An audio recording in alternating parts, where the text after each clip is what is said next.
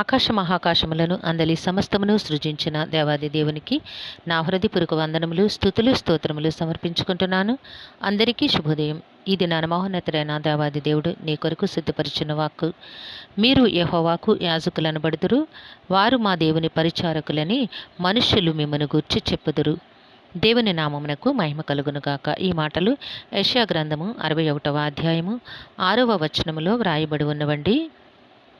ప్రియమైన నేస్తమా, నీ దేవుడు నీకు ఇది నాన్న ఒక ఉన్నతమైన స్థానమును కల్పిస్తూ ఉన్నారు.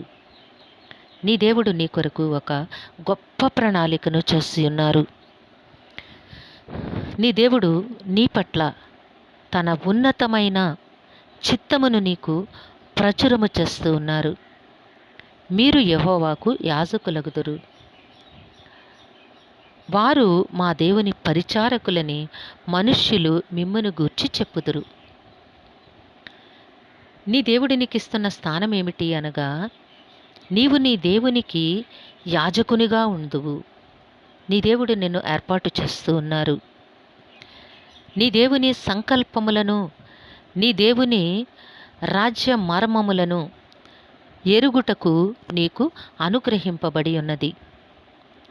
నీ దేవుడు నీ జీవితంలో తన సంకల్ప సిద్ధిని నెరవేర్చబోతూ ఉన్నారు, సిద్ధింపచేస్తూ ఉన్నారు.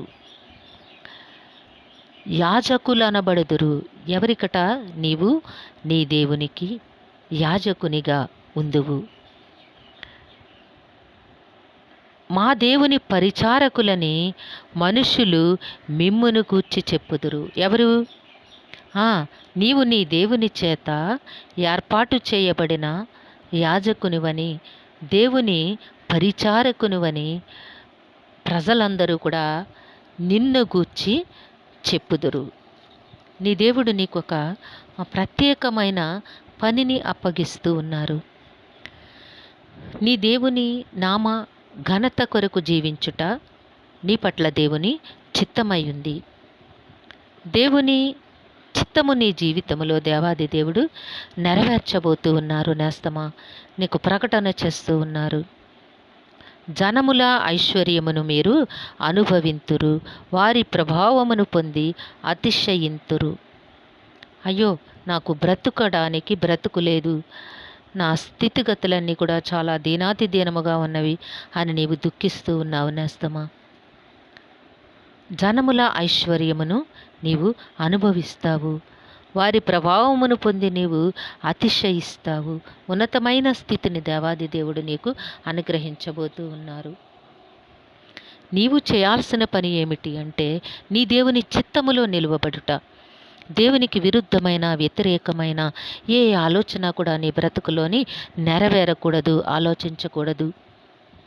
నీవు నీ దేవుని నామ ఘనత కొరకు నీ జీవితమును అర్పించుట దేవుని చిత్తమై ఉంది.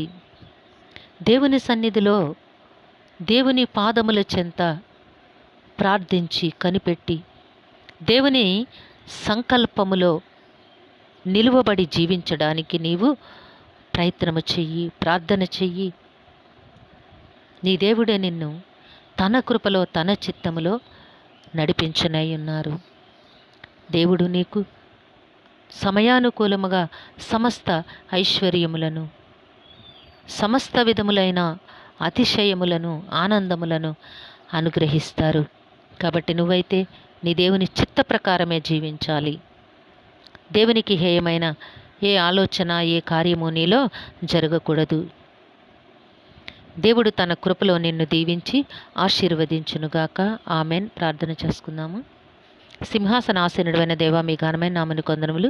మీ బిడ్డకి మీరు ఇచ్చిన వాక్కును బట్టి స్తుతులు సమర్పించుకుంటున్నాం. రాజా, ఏ బిడ్డకైతే ఈ వాక్కును సిద్ధపరిచి వినిపించినారో వారి జీవితంలో మీ చిత్తమును జరిగించి మీ నామమునకు మహిమకరముగా జీవింపచేయండి తండ్రి.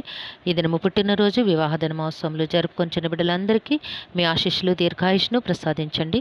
మా ప్రియుల కుటుంబాల్లో అందరికీ కూడా ఆయురారోగ్యము, సంపూర్ణమైన రక్షణ, దీర్ఘాయుషు, నెమ్మదిని ప్రసాదించి కాపాడమని ఈ ప్రార్థన మా రక్షకుడును మీ ప్రియ కుమారుడైన యేసుక్రీస్తు నామం పేరట అడిగి వేడుకొనుచున్నాము తండ్రి. ఆమెన్. కరుణావాత్సల్యత కలిగిన దేవుడు మీ కుటుంబ జీవితంలో ఉన్నతమైన ఆశీర్వాదములు అనుగ్రహించి మేము నాయన నామ మహిమ కొరకు జీవింపచేయునుగాక. Amen, amen, amen.